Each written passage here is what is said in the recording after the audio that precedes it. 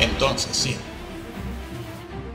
se encarnó en María la Virgen. Ella engendró, pero de Dios mismo, el Espíritu Santo. No pueden seguir negando eso porque se están condenando terriblemente. Están no solo judaizando, sino condenándose peor aún que los que traicionaron al Señor cuando Él estuvo en vida aquí. Tengan en cuenta eso. Pues hablaremos de Jesús, sí, y la redención, y lo que a Él le costó la salvación, lograr la salvación del hombre, y la redención y la restauración de todas las cosas, Esto es lo que tendrían que estar explicando casi todos los domingos, y es lo que Jesús sufrió. Sí, Jesús sufrió, claro, la redención le costó, ¿no? Muchas personas piensan, muchos creyentes piensan, la mayoría piensan que la redención, bueno, que obró Jesús, después de todo no fue una cosa tan difícil, ¿no? Eso de que sudó sangre, de que lo flagelaron, de que sufrió mucho en la cruz y todo eso, y allí vemos a Jesús sufriendo y sudando como grandes gotas de sangre. Aquello no era una caricatura, era sangre. Muy bien, son las horas finales del Señor en este mundo, en su vida. ¿Y qué pasa con el Señor en ese momento? Que busca la manera de escapar. Sí, el Señor buscó la manera de escapar de aquella hora. ¿Por qué? Porque era muy difícil para Él. Satanás le atacó, y así millones de demonios estuvieron presentes allí, en aquel huerto, haciéndole sentir al Señor el horror de las cosas que iba el Señor a experimentar, al momento, a las situaciones y a la condición por la que tendría que atravesar. Porque el Señor podía anticipar, como persona que era, anticipar los sufrimientos y el padecimiento que iba a tener. Y Él, sobre todo, Él lo anticipaba con mayor fuerza que todos nosotros. ¿Por qué? Porque Él era santo, completamente santo. Bueno, ¿qué haría en esa hora? Como decíamos antes, los creyentes podemos creer, de hecho así creen, así se piensa, que el Señor echaría mano de algún recurso para poder superar aquel momento de dolor, de sufrimiento. Después de todo, como que era Dios, Él podía hacerlo todo, no pasa nada. Sí que sufrió, pero bueno, Él es Dios y Él sabe las cosas y Él puede superar todo eso. Echaría mano de los recursos divinos, de su deidad, de su fuerza y su poder para poder superar aquello que era horrible. Era el mismísimo infierno, los horrores del infierno, como estaremos explicando aquí. Y eso es lo que creen los creyentes. Echó mano de sus recursos divinos, de su deidad, Jesús, para superar aquel momento. No pudo hacerlo. No pudo recurrir a su poder divino, a su deidad, para poder mitigar, para poder superar aquellos momentos difíciles que nadie en esta tierra todavía ha pasado por regreso. Cuando a Jesús comenzaron a acercársele los momentos difíciles de la traición, el juicio, el interrogatorio que le hicieron Caifás, Anás y toda la clase sacerdotal espiritual. Cuando Jesús ve que se le acerca el escarnio, la burla, el dolor físico, el calvario, los momentos de terror, como decíamos antes, allí en el Getsemaní se aglomeraron, se agruparon, se reunieron millones de demonios para hacer que Jesús no tomara esa cruz. Es como cuando algunos de nosotros, no todo el mundo, dice: he sentido una presencia desagradable. Qué cosa tan horrible esta presencia del Señor. O nos visitan ciertos seres caídos porque estamos Estamos en las cosas del Señor, en las cosas de Dios. Y esa presencia nos hace sentir o nos introduce en una condición, en un estado horrible de desolación y desesperación, enajenación. Jesús sintió eso en una dimensión infinita. En una dimensión infinita. ¿Qué explicaremos ahora? Pues bien, cuando a Jesús se le comenzaron a acercar todos estos momentos, ¿qué vemos en Jesús? ¿Qué vemos? El deseo de huir. El deseo de huir. Sube allí al Getsemaní. 3 veces le pide al Padre: pasa de mí esta copa. Pasa de mí esta copa, le dice al Padre, pásala. Y vuelve otra vez. Busca a los discípulos. Se da cuenta de que duermen, están rendidos, cansados, exhaustos. Y se va él solito, solo, Jesús solo, y solo Jesús. No, sin Gandhi y sin estar felicitando a la Madre Teresa, que no sabes lo que haces. No sabes lo que haces felicitando al Papa Bautista. Yo soy bautista también del sur. Pero no se puede estar felicitando a un hombre caído, el cual a su vez felicita al Papa y lo califica como un gran hombre de gran moral, amante de Dios, un pedófilo. Por Dios, ¿qué haces? Regresamos y decimos que Jesús fue 3 veces al Padre. 3 veces pidió lo mismo. Nunca Jesús había hecho una cosa así. Nunca. Si él podía recurrir a su poder divino, como lo demostró en tantas ocasiones, ¿cómo es que ahora no puede? ¿Cómo es que ahora no puede? No puede. Se lo está pidiendo al Padre. Él, que siempre le había pedido tantas cosas al Padre, como cuando multiplicó los panes para dar de comer a la gente, a los que le escuchaban, no los que bailaban, no, los que le escuchaban. Como cuando él pidió al Padre resucitar a Lázaro, dio gracias por ello y tenía poder. Él lo decía. Bueno, resucitó a Lázaro. Como cuando también le dio la vista al ciego, tenía poder. Resucitó a otros.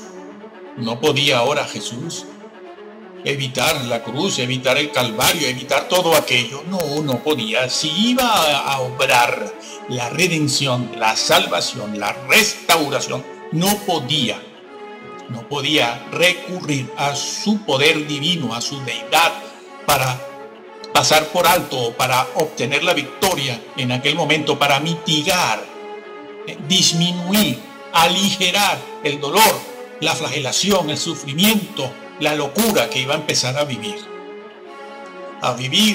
Sí, no podía. ¿Por qué? Porque solo un hombre,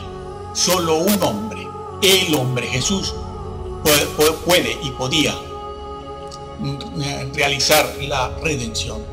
¿Por qué? Porque un hombre fue el que pecó en el Edén. En el Edén se transgredieron las leyes de Dios. Y como decimos en ese otro vídeo que se llama El Pecado, tiene por título El Pecado, lo que sucedió en el Edén no fue un error, ni una falta de experiencia. Lo que sucedió en el Edén fue una decisión, se tomó una mala decisión, fue una decisión, un hecho tomado a conciencia, donde se violaron las leyes de Dios y se introdujo en la creación la injusticia. Eso fue lo que sucedió en el Edén. Un hombre cayó, un hombre pecó, un hombre se rebeló, un hombre transgredió.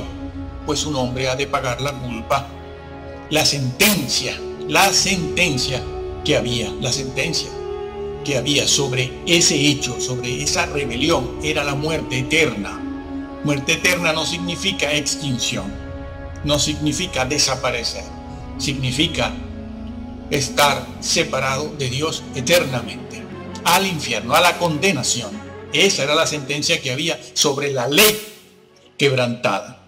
El día que de él comiereis, de ese fruto, el día que de él comas, el día que quebrantes ese mandamiento positivo, era un mandamiento positivo. El día que lo hagas, ese día la sentencia será muerte eterna. ¿Y quién va a pagar esa sentencia? Porque la sentencia es eterna, es una sentencia de naturaleza eterna. ¿Qué significa eso de eterno? Significa que la ley que se quebrantó era una ley de naturaleza y de origen eterno. Eso es lo que significa, porque esa ley, esas leyes, como todas las leyes que sostienen el universo, son leyes morales. Vivimos en un universo moral. Cada día lo experimentamos. Y la cruz por eso tiene como base, fue clavada sobre una base moral. Sí. Pues el universo es un universo moral. ¿Por qué? Porque el Dios que lo creó es un Dios moral. Un Dios moral. Y Dios no puede crear algo que no esté de acuerdo con su propia esencia. Dios no crea algo distinto de sí mismo. Cuando crea algo, cuando algo sale de la mano de Dios, cuando algo sale de su propio interior, siempre lleva ese emblema, siempre lleva esa característica, que es un hecho moral. Por eso el universo es un universo moral, por eso toda nuestra sociedad se sustenta sobre lo bueno y lo malo. Es que si no, no tendríamos ni policías, ni jueces, ni cárceles, ni ejércitos. Si no fuese así. Pero ¿por qué es así? Porque el universo es un universo moral. Existe lo bueno y existe lo malo. Existe lo correcto y existe también lo incorrecto. Existe lo santo y existe lo profano. Y todo está basado en eso. Ya puedes tú estar en el ejército o trabajando en una oficina, o ser un astronauta o ser un deportista de élite. El bien y el mal está presente en todo lugar, porque nuestra creación es un reflejo de un ser moral sobre el cual no se puede pasar. Y ese ser moral es eterno y sus leyes son eternas. No, esto que creen los creyentes de hoy en día y que les dicen por ahí las vacas sagradas, les dicen, no importa, que te haces tatuaje, no pasa nada. ¿Y tú qué? ¿Tú adulteraste? Tranquilo. Si perdonó a David, ¿cómo no te va a perdonar a ti? Y aluden a David. Y no saben bien estas vacas sagradas el peligro que corrió David por todo esto. Que tú qué, los pantalones bien apretaditos, vas media desnuda en la iglesia, no pasa nada, tú eres salvo, ¿verdad que sí? Bueno, yo que aguanté aquí de moral nada. Portarnos bien, código civil y penal, y con eso es suficiente. Una buena vida. No, pero una buena vida no es una vida cristiana. La vida cristiana es otra cosa, es vivir en santidad. Por eso le dijo el Señor a muchos que pretendían entrar, que mostraban un currículum bastante bueno, cristiano, evangélico, bíblico. Les dijo, yo no admito eso, apartaos de mí, nunca os conocí. No, porque los conoces que no los deja entrar, Entiéndase bien la expresión. Bueno, regreso. Decimos que un hombre fue el que cayó y tomó una decisión. No fue un error, ni fue una falta de experiencia, porque en un estado como el de la creación original, donde no existía el pecado, no existen los errores, no existe la falta de experiencia, solo existen las decisiones. Era un mandamiento positivo, tómese en cuenta eso. Bueno, pues la ley quebrantada era una ley moral, era una ley eterna, sigue siendo eterna, sigue siendo válida esa ley. Todas las leyes que sostienen el universo son leyes morales eternas. Se ha quebrantado una ley eterna porque es el reflejo de un ser eterno e infinito. Por lo tanto, la sentencia, que es lo que tratamos de explicar en este momento, era una sentencia de naturaleza eterna. Cuando el Señor dijo, de cierto morirás. La sentencia a la ley quebrantada era también eterna. ¿Quién puede pagar eso? ¿Quién lo paga? ¿Qué hombre? ¿Qué hombre tiene la condición física, mental, espiritual para pagar una sentencia eterna? Ninguno, hombre, ninguno. No me estén sacando ahora a estos señores que tienen que dedicarse a la labor teológica, que es la primera responsabilidad de un hombre de Dios. Conocer a Dios, al Dios que predica.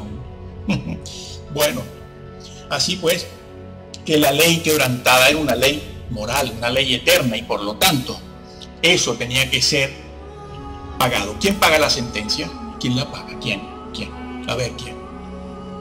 Dios mismo. No, la sentencia recayó sobre un hombre de carne y hueso, con sangre, y ha de pagarlo un hombre también. Esa sentencia ha de pagarla un hombre de carne y hueso, no Dios. Dios no ha quebrantado ninguna ley. Por lo tanto, Jesús, como dice y enseña, por ejemplo, Hebreos, el libro de Hebreos, capítulo 4 y 5, 6 y 7, bueno, todo el libro de Hebreos, como se enseña, el Redentor tenía que ser un hombre también. El que tenía que pagar la sentencia era un hombre de carne y hueso. Puro hombre, hombre puro, purito hombre, sin echar mano de recursos divinos, porque entonces la redención no la está obrando un hombre, la está obrando un Dios. Es decir, que Jesús tendría que ser una mezcla, un híbrido entre Dios y hombre. No, Jesús no era un híbrido, era perfecto hombre por un lado, por un costado, y por otro era perfecto Dios, sin mezcla alguna. Y quien está en el Getsemaní en ese momento es un hombre, y quien tiene que hacerle y darle la cara al diablo y hacerle frente a la situación, él tiene que ser un hombre, sin echar mano de los recursos divinos. Por eso sudó sangre, con todos esos demonios presentes allí. El infierno estaba allí, tratando de evitar que él fuera a la cruz.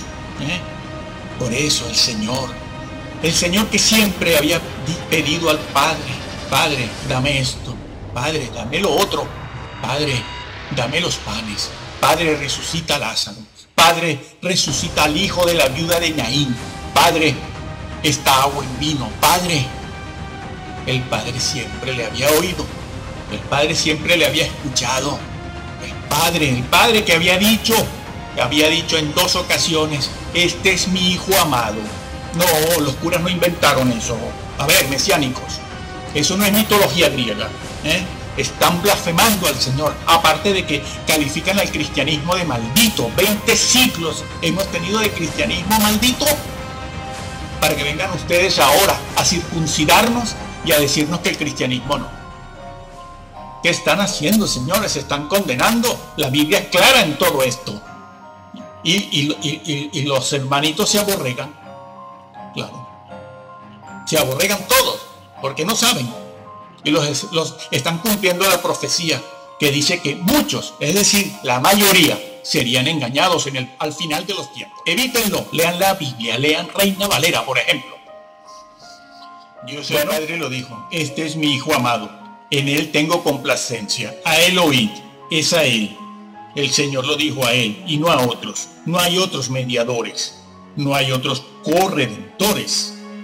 Y el púlpito es sagrado, no es para estar nombrando a políticos de fama internacional, ni siquiera para estar nombrando a otros ministros, no es para estar nombrando a filósofos, a militares famosos, ni a deportistas, ni haciendo chistes, ni anécdotas. Este es mi Hijo amado, en él tengo complacencia. Tantas veces que el Padre escuchó a su Hijo amado, a él unigénito, el único. No hay otro de esa especie. Tantas veces. Y ahora en el Getsemaní, el Padre tiene una respuesta negativa para su Hijo. No puedo, Hijo, no puedo pasar esa copa, porque es negarnos. Sería negarnos a nosotros mismos, porque la ley quebrantada es un reflejo de mi esencia. No es una ley puesta ahí, dejada a su suerte. No, soy yo mismo. Por cierto, que el universo no está formado por leyes que han sido abandonadas y dejadas ahí. Esas leyes necesitan que sean mantenidas. Es Dios quien las mantiene. Esas leyes están puestas, creadas y puestas, pero alguien las tiene que mantener, porque si no, no funcionan. Como no funciona nuestro organismo si no lo alimentamos. Una respuesta negativa tiene el Padre para su Hijo. No se puede. No puedo ir contra mis leyes, no puedo ir contra mí mismo, contra mi esencia. Tú tienes que cargar con el pecado porque hemos quedado de acuerdo. Tú quieres hacerlo, no solo yo quiero que tú lo hagas, sino que tú quieres hacerlo también. Jesús no estaba coaccionado, no estaba obligado. Él lo dijo: yo pongo mi vida porque quiero ponerla. Porque Él también es Dios. La persona de Jesús, la persona es Dios, tiene deidad. Él también quiere redimir la creación quiere vindicar la ley moral de Dios, su santidad. Es que Dios se llama amor. No, en ninguna parte en la Biblia se dice que el nombre de Dios es amor. No, les han engañado. ¿Cómo llaman? ¿Cuál es el nombre de Dios en la Biblia? Bueno, ya sabemos, ¿no? Yahvé, el existente, la eterna existencia, el Altísimo. Sí, hay otro nombre. Yahvé de los ejércitos, vale, muy bien, ok. Hay otro. ¿Cuál es su nombre? El Santo. Sí, con mayúscula, porque es un nombre propio, no común, no. A Dios se le llama el Santo. ¿Y qué más se dice? Que habita en amor. No dice eso la Biblia. Dice que habita en santidad. ¿Saben que la santidad es el atributo supremo? Porque no podemos ir contra mí. Hay algo que Dios no puede hacer. Hay algo que Dios no puede hacer. Es ir contra su propia ley. No puede ir contra su propia santidad. No puede. En Dios pesa tanto su amor como su santidad. En Dios todos los atributos de Dios, que son muchos más de los que están registrados en la Biblia. Muchos más de los que están registrados en la Biblia, que son unos cuantos ya. Todos sus atributos pesan lo mismo, tienen el mismo calibre, la misma magnitud. Todos sus atributos tienen el mismo alcance, la misma repercusión. Pesa tanto su amor como su santidad, como su justicia, como su bondad, como su benignidad, como su templanza, etcétera. Pesan todos igual. Dios no es solo amor, es santo. De su santidad se desprende su rectitud. Y de ella se desprende su justicia. Claro, esto no les gusta, no, porque esto me tendría que quitar los tatuajes. Sí. Tendría que dejar de beber. Sí. Tendría que quitarme estos pantalones. Sí. Tendría que peinarme como un hombre. Me tendría que vestir como un hombre. Sí. Y así. Y tendría que quitarme este pecadito. Y tendría que hacer algunas otras reformas. Tendría que dejar de ver a los Simpsons. Tendría que dejar de ver al Harry Potter. Tendría que cortar con la televisión, el televisor, con estos programas. Tendría que cortar con estos que van alabando al Papa, al Buda, a todos los demás, y ser una persona como antiguamente eran los creyentes verdaderos, como eran antiguamente, desde hace 200, 300 años hacia atrás. Sí. Bien. Dios no puede divorciar su amor de su justicia. No puede. Tú, Jesús, hijo mío, y mi hijo amado, hablando del Padre, tienes que ir, tienes que hacerlo, tienes que vindicar en el Edén. En el Edén, cuando el hombre pecó, no se volvió bruto. No, él sabía fabricar instrumentos musicales. Sí. Allí mismo, en el mismo Edén, casi, en la puerta del Edén, fabricaban instrumentos musicales, fabricaban casas, artefactos, llegaron a construir también materiales de guerra. Todos eran muy inteligentes, sí, mucho, como hoy en día, como hoy en día. Muy inteligentes. Pero, ¿qué fue lo que se perdió en el Edén? La justicia. Y Jesús vino primero a cumplir esa justicia. Un hombre, cuando él cumplió la ley, nadie diga, ni les hagan creer a usted que él la cumple como Dios, porque como es Dios, es perfecto, él puede cumplirla. No, la cumplió como hombre, Dios mío. Sí, en eso consiste la redención.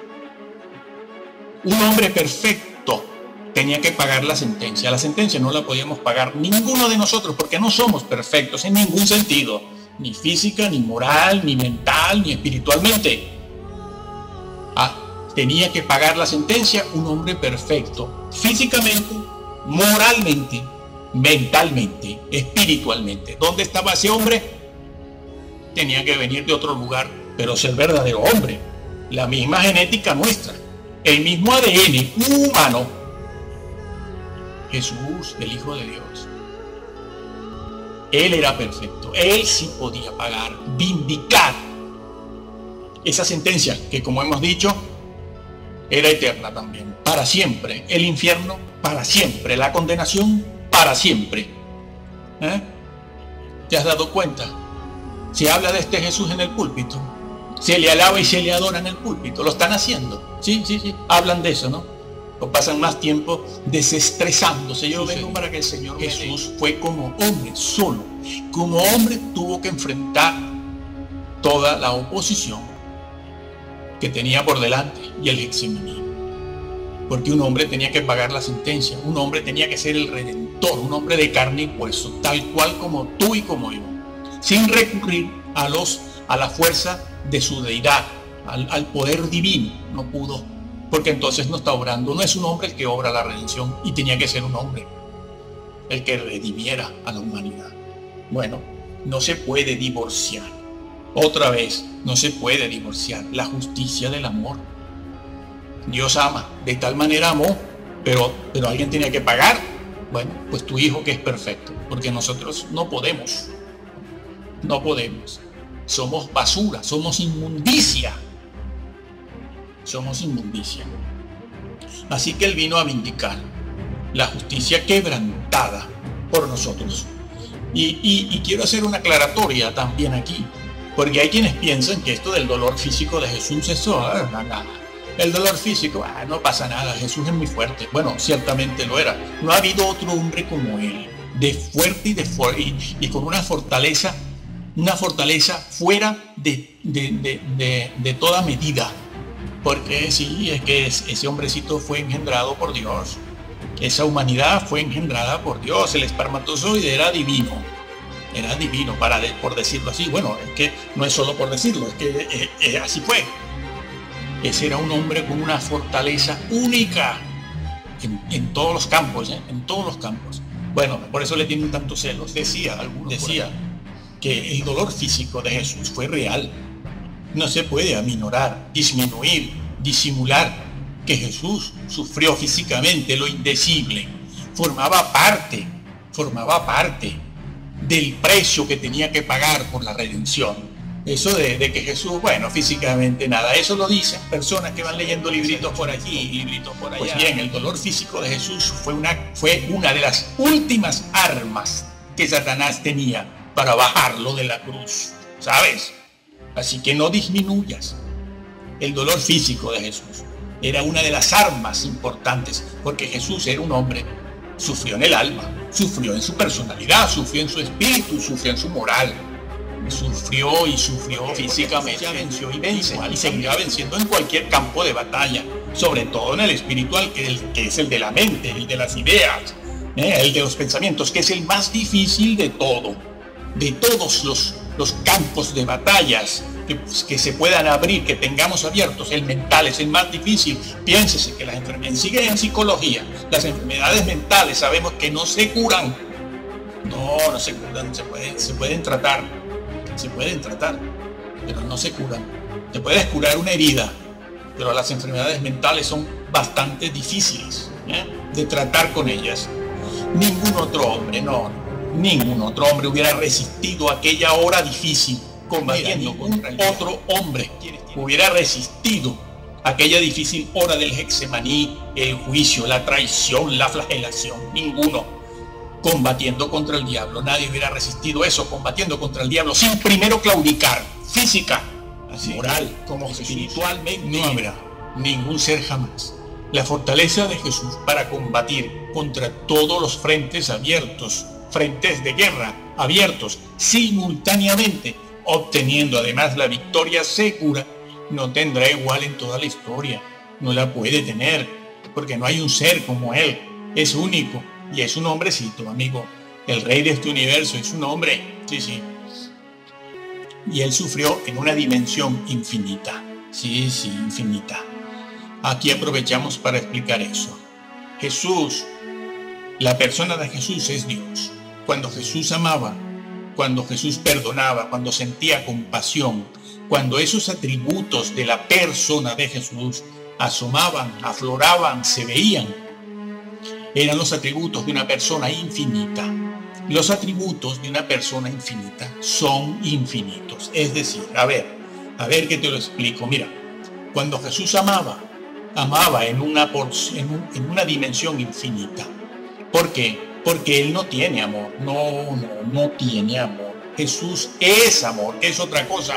¿Por qué? Porque su persona es la persona de Dios. Es decir, es deidad, tiene deidad. Y la deidad, los atributos en la deidad son eternos e infinitos. Nosotros no. Nosotros no somos el amor, no. Tenemos una porción de amor. Una porción que el Creador ha puesto en todos los seres humanos. Y esa porción de amor, así como de justicia, así como de rectitud, así como esa porción de bondad o benignidad que pone en nosotros, entre muchos otros atributos, es una porción que el Señor pone y que podemos o aumentar o disminuir y pisotear. Sí. Son cosas naturales que Dios puso en nosotros que las podemos cultivar, las podemos desarrollar o las podemos anular. Por eso hay gente que nosotros decimos que son buenas personas y otras personas que decimos que son malas. Así, bueno, eso así a grosso modo, dicho muy por encima y de manera general. Bueno, pero Dios no tiene amor, es el amor. Significa que su amor está en una dimensión infinita. Cuando Jesús amaba en términos y en condiciones infinitas. Y ahora te pregunto, cuando Jesús sufría, ¿cómo lo hacía? ¿Cómo experimenta una persona infinita? ¿Cómo experimenta la realidad, la vivencia, la existencia? ¿Cómo la experimenta? En términos infinitos, cuando Jesús sufría, no solo era un sufrimiento ocasionado en una dimensión absoluta, porque el mal, una cosa muy difícil de comprender, el mal es la negación de la vida, es la negación. Nosotros no sabemos lo que es eso, nosotros no lo sabemos. En términos absolutos, esa realidad en la que está el diablo, Satanás, Lucifer, nosotros no la conocemos, porque eso también está en una dimensión absoluta, en términos negativos. Y utilizo todas estas expresiones para poderme explicar, para poder explicar algo, que sí, que se puede entender, que sí, que estamos obligados a entenderlo, para saber lo que es la salvación y poder valorar a nuestro Salvador. Así que Jesús, cuando sufría, lo hacía en términos también infinitos. Sí. Además de, por lo que ya hemos explicado, que las leyes quebrantadas eran leyes infinitas, eternas, y tenía que ser un ser en esa misma dimensión quien pagara la sentencia, porque la sentencia también era de naturaleza infinita y eterna. Y un hombre normalito, de estos que andan por aquí dándoselas de macho, no puede, va tomando pastillas, sí, ya lo sabemos, va tomando pastillas y haciendo cosas. Bueno, nadie puede. Por eso en el púlpito no se debe mencionar a nadie. A Jesús le molesta esto de andar mencionando a filósofos, luchadores de ONGs. Estos van dando cursos de cosas orientales, hablando de las dietas orientales también. También te has dado ese lujo de hablar de las dietas orientales. Que esa gente oriental alaba al Señor. Se congregan cada domingo en un púlpito para hablar de la deidad de Jesús y su victoria. Lo hacen. Entonces, ¿para qué los nombras en el púlpito? Si tienen una mala opinión del Señor. Serás juzgado, tú y todos nosotros. Por eso, no los nombres. Déjate de dietas orientales, haciendo que los hermanitos hagan así para Oriente. Mira, mirando para el Oriente. Por Dios. Nadie podía hacer lo que Jesús hizo. Nadie es capaz de entrar en ese combate, en esa lucha, porque eran muchos frentes abiertos al mismo tiempo en una dimensión para nosotros imposible de vencer. Nadie sabe, nadie puede sostener ni soportar una lucha así. Eso le hizo sudar sangre, ¿lo entiendes? Ni por un minuto nosotros hubiéramos estado ahí en esa lucha. Por eso Jesús oró y dice: mi alma está, esa expresión que está en el Evangelio que dice mi alma está, tiene una angustia de muerte. ¿Sabes qué es? Infarto. ese infarto, le iba a dar un infarto. Tenía que orar para que no le diera el infarto, porque si le da el infarto y se nos muere el Señor, no hay redención. Nadie puede ni sabe sostener una lucha como esa. Así que la fortaleza de Jesús, la determinación, el temple, la gallardía, la virilidad, la convicción, las convicciones, los propósitos de Jesús y su pureza y esa mente inquebrantable, esa arquitectura mental con la que luchaba, la que le dio el Padre, no pueden encontrarse en ningún lado. En el reino de las tinieblas menos. Allí le tienen celos, le odian a un ser tan grande como ese. Se tienen que humillar, ¿no? Los demonios, cuando le veían, salían corriendo, y no había muerto, no había subido a la cruz, no había resucitado. Y se escondían los demonios, los seres estos desencarnados, ángeles caídos también. Se iban, no podían resistir aquella presencia, aquella majestad, aquel ser inquebrantable, para que lo compares ahora con el reino de las tinieblas sometido por Jesús. Jesús, el león de la tribu de Judá, no retrocede. Un león cuando ataca no retrocede. Amigo, nadie como el hombre Jesús, nadie. Satanás le odia, los hombres le odian, porque no pueden alcanzar ni la valentía, ni la virilidad, ni el carisma aplastante que tenía el maestro de Galilea.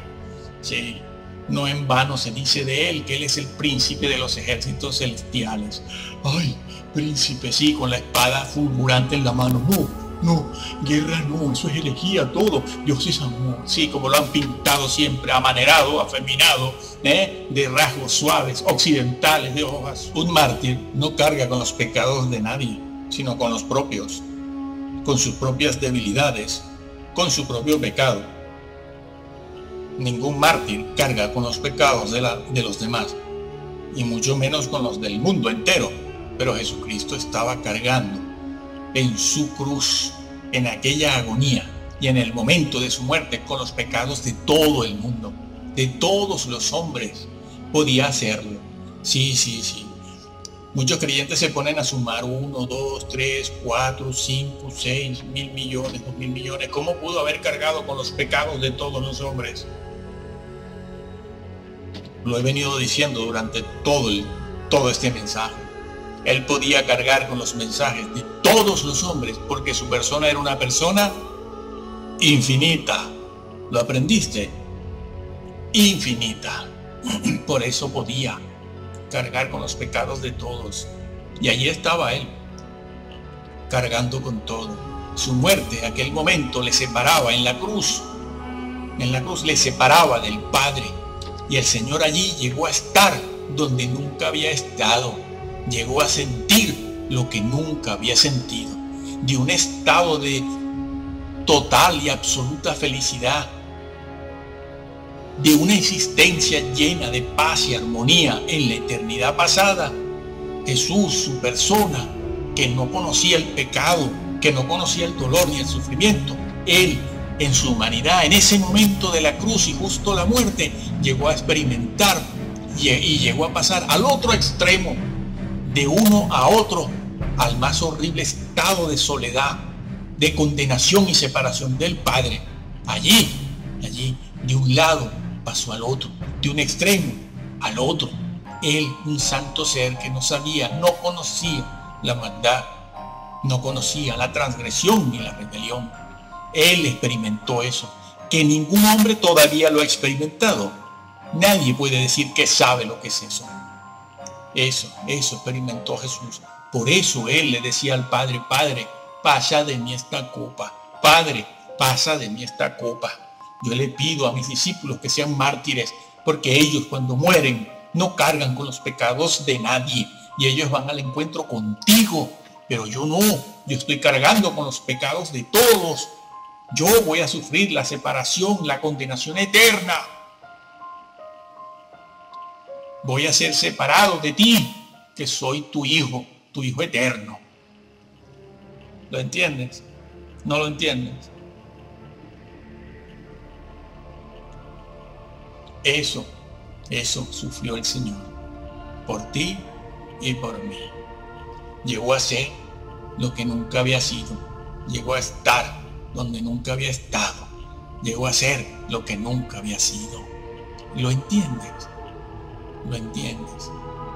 Van a seguir hablando de los héroes humanos en el púlpito, comparando indirectamente, implícitamente a Jesús con estos orientales y orientalistas y estos papas cristianos y evangélicos, que incluso alaban a los mormones. ¿Qué están haciendo? Hablen de Jesús y solo Jesús. Cada día deberíamos levantarnos de la cama adorándolo, recordando todas estas cosas, porque pronto Él va a estar por aquí y en aquel día nada contará sino solo Jesús. Jesús solo, ¿sí? No va a contar nada, ni nuestro título universitario, ni nuestro título del seminario, ni nuestra riqueza, ni nuestra cuenta bancaria, ni el trabajo que tenemos, ni los hijos que tenemos. Nada contará. Todo va a pasar por fuego. Todo va a pasar por fuego. Todo va a ser juzgado. Como dice la Biblia, en aquel día solo contará Jesús. Habrá desesperación en muchos creyentes, en la mayoría. Desesperación porque se darán o nos daremos cuenta de que estamos destituidos, y otros tendrán una amplia y generosa entrada, y otros entrarán avergonzados, como dice Primera de Corintios 3, al gallinero, a los 4 gatos que nos ven primero, porque son los que nos conocen, ¿no? Y a cualquiera que vea este vídeo porque ama la verdad, que lea la Biblia, que vigile a su pastor. Su pastor, lo que tiene que hacer, su obispo, su sacerdote, su diácono, su anciano, su líder, su guía, lo que tiene que hacer es hablar de Jesús y hablar bien y decir lo que está escrito. Hablar. Que no sabe, que la mente no le da, pues usted bájese del púlpito, amigo. No fue llamado a ser maestro. El púlpito es para maestros y pastores, llamados, no nepotismo familiar, eclesio familiar, sino para los hombres llamados por Dios, sin espectáculo, sin fingir situaciones emocionales, sin fingir pureza, fingiendo espiritualidad. Sí.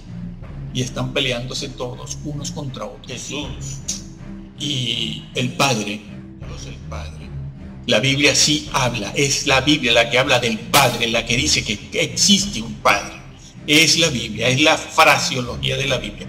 Pues no es como dicen los mesiánicos, que esto es una cuestión mitológica, copiada a lo mejor de la mitología griega. Dan a entender eso.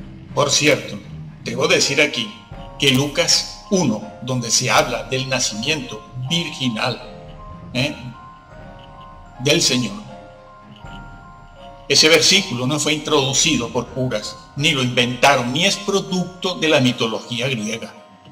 No es producto de la mitología griega. Dios se encarnó en María. Su Hijo, Jesús, el ángel de Yahvé, lo que en el Antiguo Testamento conocemos como el ángel de Yahvé, se encarnó. El ángel de Yahvé, el mismo que se le